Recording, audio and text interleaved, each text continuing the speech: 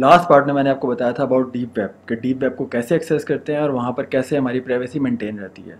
और deep web में जो इलीगल एक्टिविटीज़ होती हैं उनके बारे में बात की थी, जैसे कि fake credit cards, bank account hack करना और हिटमैन हायर करना एक्सेट्रा। जब हम डीप वेब के बिल्कुल बॉटम में पहुँचते हैं, जो लास्ट का 4 या 5% है, वहाँ पे इंटरनेट की सबसे ख़तरनाक चीज़ें होती हैं, सबसे ख़तरनाक लोग, सबसे ख़तरनाक क्रिमिनल्स, सबसे ख़तरनाक एक्टिविटीज़। और उस 4 या 5% को हम डार्क वेब कहते हैं।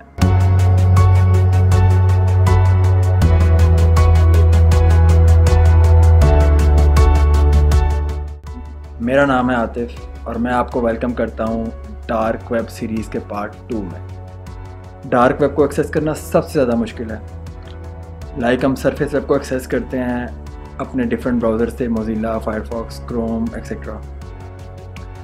डीप वेब को एक्सेस करते हैं हम टॉर ब्राउज़र से।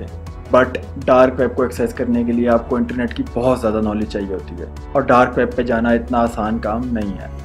नॉर्मल लोग डार्क वेब पे नहीं जाते और हमें जाना भी नहीं चाहिए।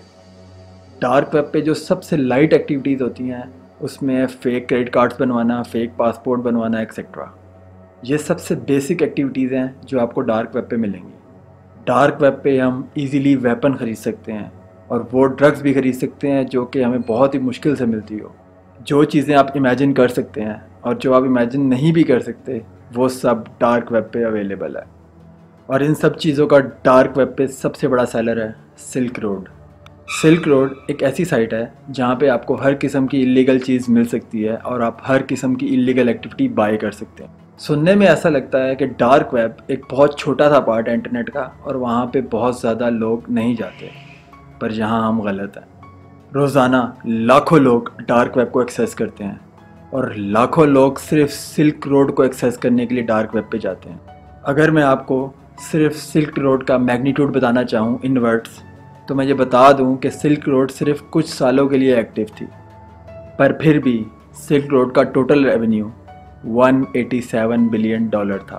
$187 बिलियन।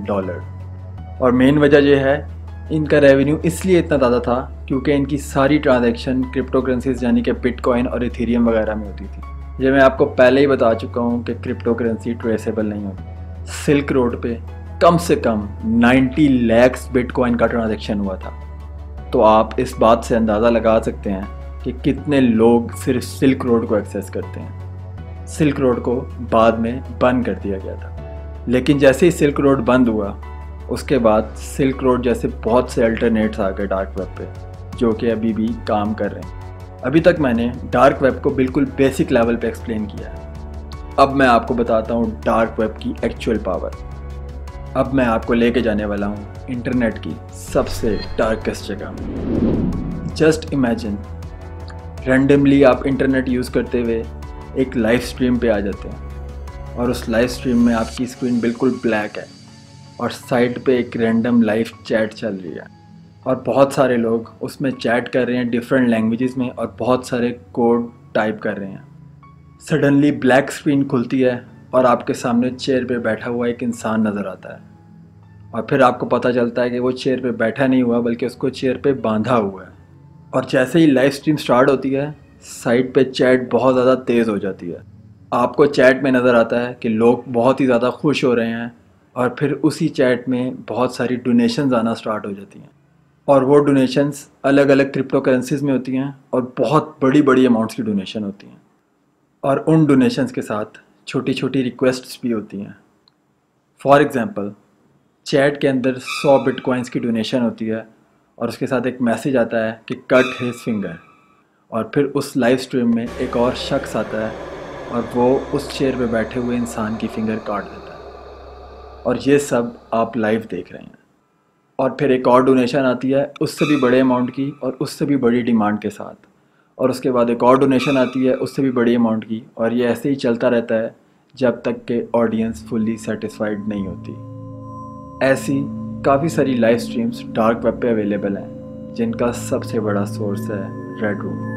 रेड रूम एक ऐसी साइट है जहाँ पर काफ़ी सारे लोग ऐसी लाइव स्ट्रीम एंजॉय करते हैं और वहाँ पर डोनेशंस करते हैं। कई दफ़ा लोगों को किडनैप करके इन्हीं लाइव स्ट्रीम्स के लिए ले जाया जाता है। क्रिप्टो में ट्रांजैक्शन होती है जिस वजह से इन लोगों को ट्रेस नहीं किया जा सकता और लाइव स्ट्रीम भी सक्सेसफुली रन की जाती है और किसी को कोई आइडिया नहीं होता कि उस बंदे के साथ क्या हुआ है और आखिर में वो हम सब लोगों के लिए बस एक मिसिंग पर्सन होता है। जबकि डार्क वेब में रेड रूम जैसी साइट में ऐसे लोगों को टॉर्चर किया जाता है और रेड रूम इकलौती ऐसी साइट नहीं है जहाँ पे ये सब कुछ होता है। रेड रूम्स के आने के बाद बहुत सारी और रेड रूम जैसी साइट खुल गई हैं डार्क वेब पे। Ladies and gentlemen, red rooms are a myth that has existed on deep web time for as long as I could remember. And unfortunately, I would say that there's plenty of channels on YouTube and a lot of these like absolute smooth brains that almost perpetrate this and make it seem like it's more real than it is. And I want to be the one to say it and tell you there's no such thing as a red room on the deep web. Just a quick cursory technological assessment will tell you that the Tor relay that we use to browse the deep web does not have enough like speed for people to stream murder to a bunch of people around the world. It's not how mafia works, okay? Okay.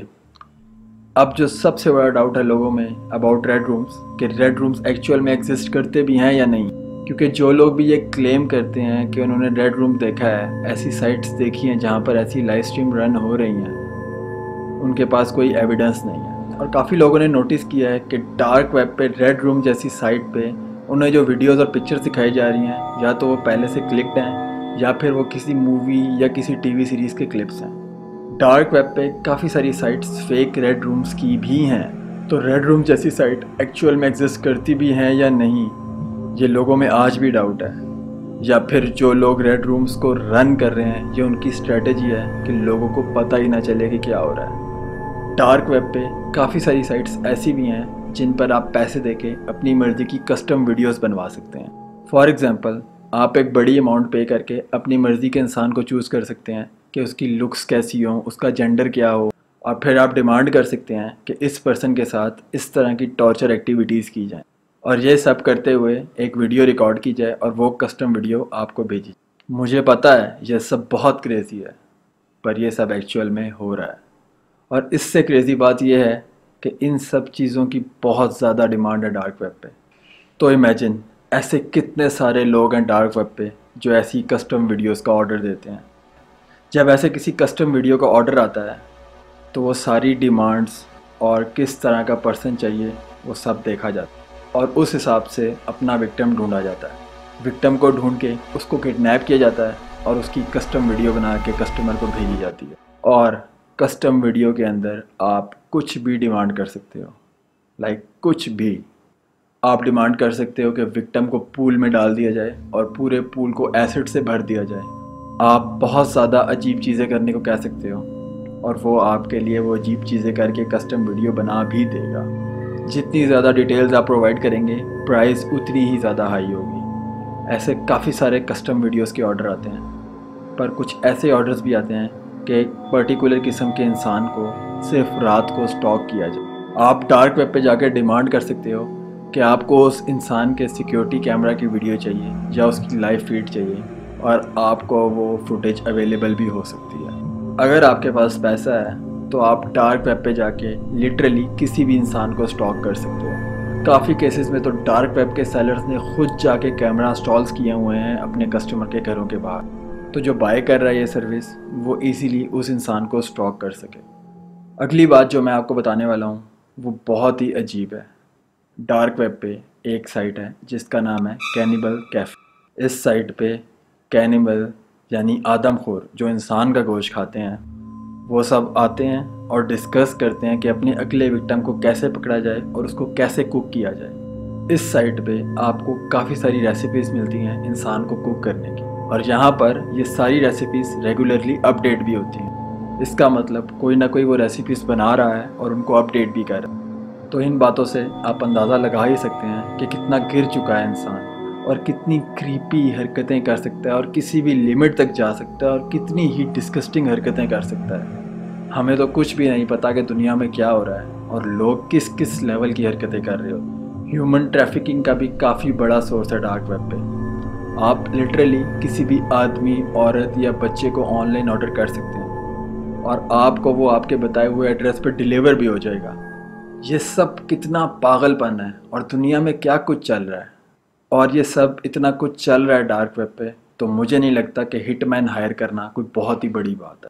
Dark web पे दुनिया के सबसे ख़तरनाक तरीन लोग रहते हैं, तो कभी भी डार्क वेब या डीप वेब पे जाने की कोशिश भी मत करना।